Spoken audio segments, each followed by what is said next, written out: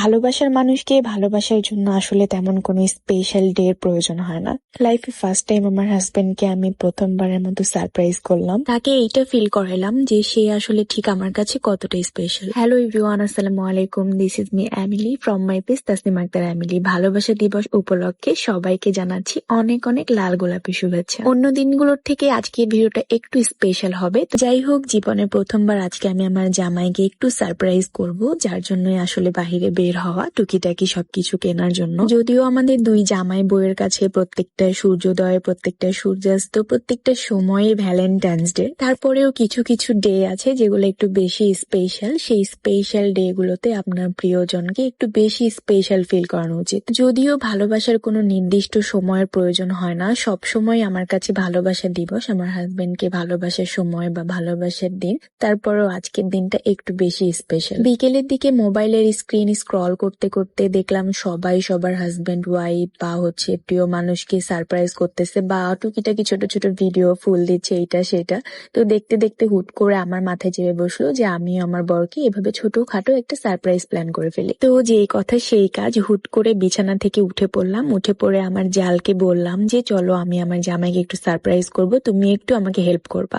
আমার জালও আমার কথায় সাড়া দিয়ে আমার বিজনেসের সকল কাজে একটু হেল্প করা শুরু করে দিল এন্ড আমাকে একটু স্পেস দিল। তো আমি আমার ননদের ছেলে মেয়ের সাথে একটু বাহিরে কেনাকাটার জন্য চলে আসলাম। ফুল কিনতে এসে খুব যত্ন সহকারে ফুলের কাঁটাগুলো আমি ফেলে দিচ্ছিলাম যেন আমার প্রিয় মানুষটা ফুল ধরতে একটু ব্যথা না পায়। তারপর এই তো ক্যান্ডেল লাইট, তারপর চকলেট, তারপর আরো টুকিটাকি কিছু জিনিস কিনে নিয়ে এসে বাড়ি ফিরতে ফিরতে তো সন্ধ্যা হয়ে যায়। যদিও আমার হাজবেন্ডকে না জানিয়ে বাহিরে যাওয়ার সময় সুযোগ পেয়েছিলাম, কারণ সে বিজনেসের কাজে সকালবেলা উঠে ঢাকায় চলে গিয়েছিল, বাসায় আমরা একাই ছিলাম। তারপর এই তো আমার এই ছোট্ট সারপ্রাইজ প্ল্যানে আমাকে আমার ননদের ছেলে মেয়ে এন্ড আমার জাল সবাই মিলে আমাকে হেল্প করেছিল এন্ড আমি পুরা একা হাতে ডেকোরেশনটা কমপ্লিট করেছিলাম। ছোট্ট এই জীবনে ভালো থাকতে আসলে বেশি কিছু লাগে না। প্রিয়জনের সাথে ভালোবাসা বা ভালো লাগার কিছু মুহূর্ত কাটাতে পারলে সেটা সারা জীবন সেটার স্মৃতি ধরে রেখে বেঁচে থাকা যায়। জীবনে মানসিক শান্তির আসলে অনেক বেশি প্রয়োজন। মানসিক শান্তি থাকলে ভাত কাপড়ের অভাব বলেন বা যে কোনো কিছুর অভাবই সয়ে নেওয়া যায়। যাই হোক, মনের সবটুকু ভালোবাসা ঢেলে দিয়ে নিজের হাতে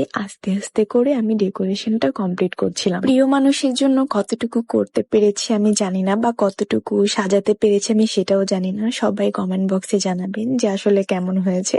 তবে যতটুকুই করেছি না কেন, সবটুকু ভালোবাসা দিয়ে, যতটুকু গভীর ভালোবাসা ছিল বা মায়া ছিল, আবেগ ছিল, সবটুকু দিয়ে করেছি। যেহেতু আজকের আমাদের এই প্ল্যানিংটা ছিল খোলা আকাশের নিচে করার, তো এখানে আমি একটু সাইডে একটা কেক রেখেছিলাম, একটা রেড ভেলভেটের কেক, আর সাথে কিছু ক্যান্ডেল দিয়েছিলাম আর চকলেট বক্স ছিল। দেন গোলাপ দিয়ে যে ডেকোরেশনটা করেছিলাম সেটাও ছিল। সবকিছু মিলিয়ে আসলে অনেক বেশি এক্সাইটেড ছিলাম আমি। এখনো কিন্তু আপনাদের ভাইয়া ঢাকা থেকে এসে বাসায় পৌঁছায়নি। এই তো অবশেষে সে ঢাকা থেকে চলে আসছে, সাথে সংসারের কিছু যাবতীয় ডেক, মাংস রান্না করার বা পোলাও বা বিরিয়ানি, সেগুলো কিনে নিয়ে আসে। যদিও সেই সকালবেলা ঘুম থেকে উঠে বাসায় ফিরছে এই রাত 10টার সময়, তাকে দেখে অনেক বেশি টায়ার্ড লাগতেছিল। তাকে সারপ্রাইজ করবো ভাবছিলাম, বলেছিলাম একটু ফ্রেশ হও, আমি আসতেছি, তোমাকে নিয়ে একটু বাইরে যাব। পরে বলতেছিল ঠিক আছে। দেন আমি একটা ড্রেস তাড়াতাড়ি 1 মিনিটের মধ্যে পরে আমি ছাদে ওরে চোখ বন্ধ করে নিয়ে আসি। আর ফাইনালি ওর এক্সাইটমেন্ট দেখে তো আমি অনেক বেশি খুশি ছিলাম, ওর থেকে আমি বেশি খুশি ছিলাম। যদিও খুশি আমার খুশি করার চেষ্টাটা ছিল যেন ও বেশি খুশি হয়, তবে ওর খুশির থেকে আমি অনেক বেশি খুশি ছিলাম কারণ ও খুশি ছিল। যদিও আমার কথার মিনিংটা আমি জানি না কিভাবে বলতে পেরেছি। তারপরেও এই খুশিতে শুধু আমি আর আমার হাজবেন্ডই ছিলাম না, আমার ননদেরা প্লাস আমার জাল, আমার ননদের ছেলে মেয়েরা সবাই ছিল। আসলে আমাদের দুইজনের খুশি দেখে তারা অনেক বেশি খুশি ছিল, আলহামদুলিল্লাহ। ভালোবাসার মানুষকে এতটা বেশি খুশি দেখতে যে আসলে কতটা ভালো লাগে সেটা আসলে আমি বলে বোঝাতে পারবো না। সে অনেক বেশি হ্যাপি ছিল। সে বলতেছিল বারবার যে আমার জন্য কেউ এমন স্পেশাল ডে কখনো তৈরি করেনি, আজকে তুমি লাইফে ফার্স্ট টাইম আমার জন্য স্পেশাল করে একটা দিন সাজাইছো। আপনাদের ভাইয়া যখন রাত 10টার দিকে বাসায় ঢুকছে, তার মুখটা দেখে জাস্ট আমি ভাবছিলাম, আমার একটা ভয় কাজ করতেছিল যে ও অনেক বেশি টায়ার্ড, এখন যদি ওরে আমি এরকম বিরক্ত করে উপরে নিয়ে যাই বাড়িটা, সেটা ও যদি বিরক্ত হয় তাহলে তো একদমই শেষ। বাট একদমই উল্টো, ও আমার আসলে এই প্ল্যান গুলা দেখে, সবকিছু দেখে আসলে অনেক বেশি হ্যাপি ছিল, আলহামদুলিল্লাহ।